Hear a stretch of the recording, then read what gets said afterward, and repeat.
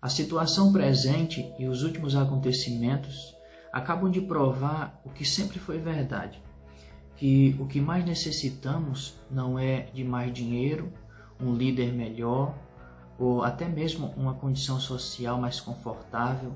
Não, gente. Este momento prova que o que mais necessitamos, o que as nações mais necessitam, não é outra coisa senão o conhecimento do Evangelho de Deus. No vídeo anterior, e dadas as consequências que estamos enfrentando, senti-me muito motivado a apresentar uma resposta clara sobre a pergunta: o que é o Evangelho? Então, em primeiro lugar, eu queria entrar na estrutura geral, mas depois enfrentar essa questão propriamente dita sobre a essência mesma do Evangelho cristão. Por exemplo, qual o seu conceito? O que significa o Evangelho? O Evangelho tem alguma coisa a ver com a minha alma? Em caso afirmativo, se isso for verdade, qual papel o Evangelho está efetuando em minha vida nestes dias de tribulação? São perguntas assim, práticas como essas, da vida cotidiana, que nós iremos enfrentar. Organizei a apresentação em 4 pontos. A definição clara sobre o Evangelho será abordada no ponto 3. Os pontos 1 e 2 formam a base que os apóstolos usaram para que se tenha um entendimento claro sobre o Evangelho. E o ponto 3 trata especialmente sobre você. Afinal, esse é o ponto. O que você tem a ver com tudo isso? Eu queria começar com 2 expressões negativas, dizendo o que o Evangelho não é. O Evangelho não é o testemunho pessoal de um cristão. Isto é consequência do que o Evangelho fez na vida de uma pessoa que creu. Agora, se essa pessoa quer usar o seu testemunho pessoal como porta de entrada para pregar o Evangelho, aí é outra coisa. Mas o testemunho pessoal de um cristão não é o Evangelho. Segunda negação. O homem não é o centro do Evangelho. O Evangelho não é diretamente para o homem. O Evangelho é diretamente para a glória de Deus ao salvar homens e mulheres. O nosso Senhor possui glória em si mesmo e Ele mesmo é glorificado ao salvar pecadores que não mereciam o seu perdão. Então, o que o Evangelho é? Os apóstolos nos respondem essa questão, porque os apóstolos eram pregadores. Eles estabeleceram as bases e o fundamento da igreja. Portanto, toda pregação deve estar subordinada ao padrão apostólico. Do contrário, tal pregação não terá efeito algum.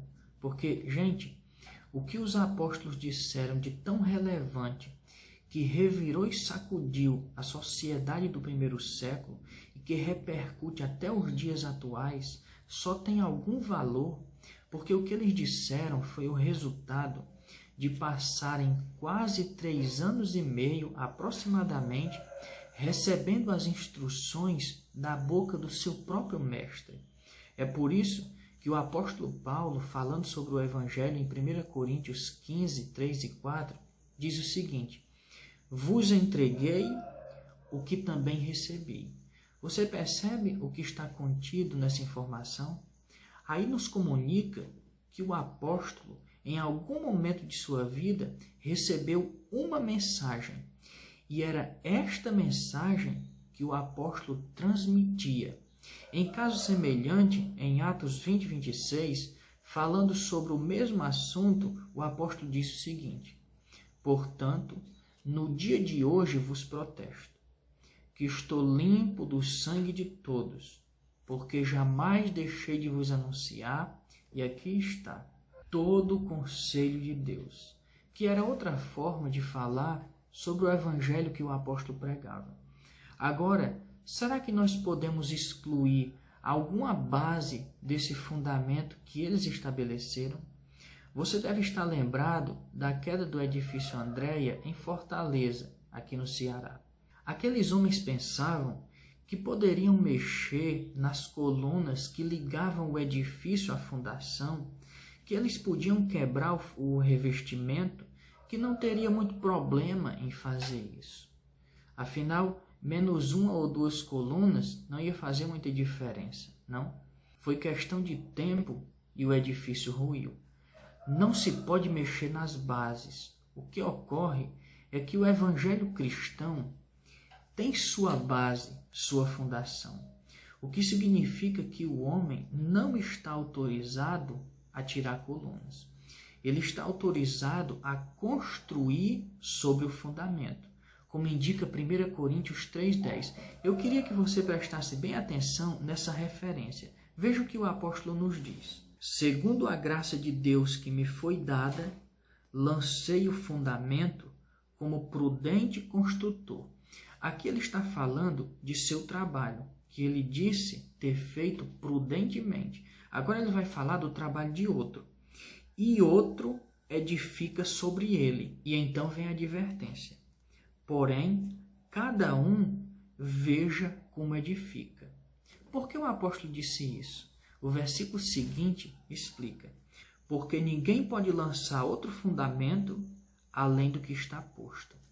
Disso nós podemos entender que todo aquele que prega, ainda que honestamente, mas ignora o fundamento, não faz outra coisa a não ser lutar contra os apóstolos e lutar contra Deus. E um dia a obra de cada um haverá de ser apresentada nos tribunais eternos.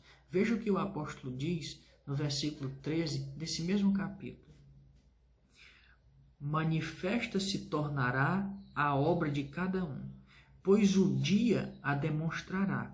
E o dia aqui faz referência ao dia de responsabilidade, isto é, o dia de juízo que o servo terá de apresentar as suas obras perante o seu Senhor.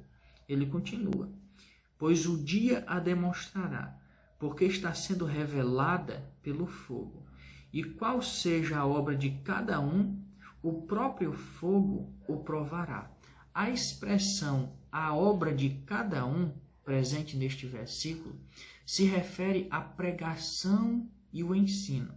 E esta obra não será aprovada por Deus a menos que ela esteja firmada sobre o fundamento e construída de acordo com o fundamento. Esta é uma sincera advertência do apóstolo, porque está estabelecido em 2 Coríntios 5,10, que um dia cada um e a sua obra haverão de ser apresentados perante o tribunal de Cristo e de Deus.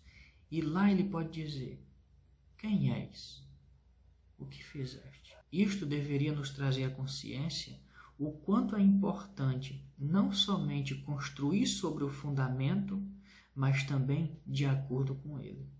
Isto posto, agora veremos a estrutura geral da pregação apostólica.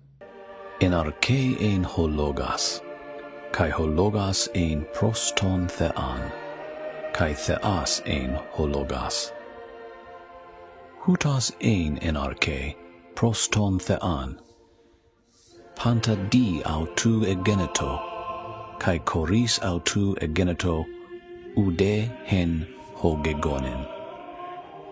En auto zoe ein, kai he zoe en to phos ton anthropon, kai to phos en te scotia fine, kai he